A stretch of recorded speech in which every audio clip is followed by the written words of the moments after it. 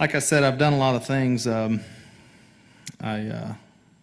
Just this week did Jay Leno, Access Hollywood, The Soup. Next week I'm doing CMT's Artist of the Year award show. Know a lot of famous people, done a lot of cool things. I'll tell you what separates me from the guys I know is knowing this. The famous people I know that have so much money, it's just stupid. Let me tell you what they want to know from me. It's not hunting, it's not TV, it's what I gathered over my life from this. Let me tell you, this I know.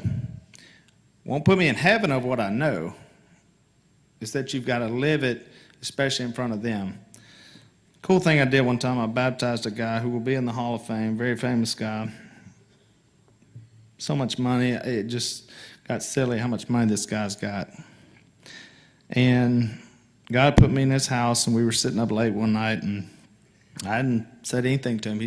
We've hung out, and he said, how do I be a Christian? He said, I've seen Christians, and honestly, I don't really like any of them. I don't like the way it comes across.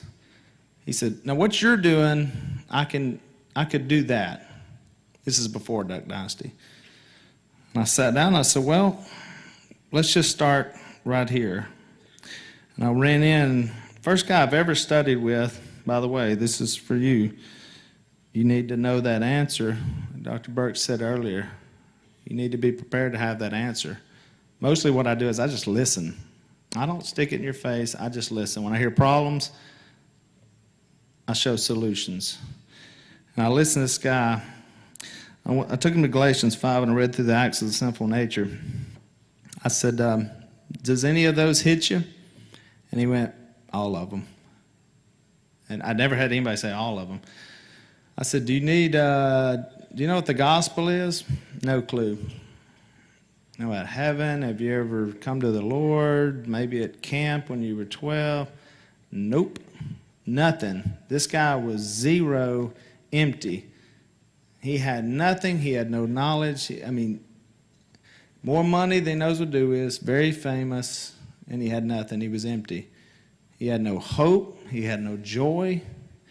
He had money and he had fame, and it made him miserable. Some of the most miserable people I've ever met in my life are those people.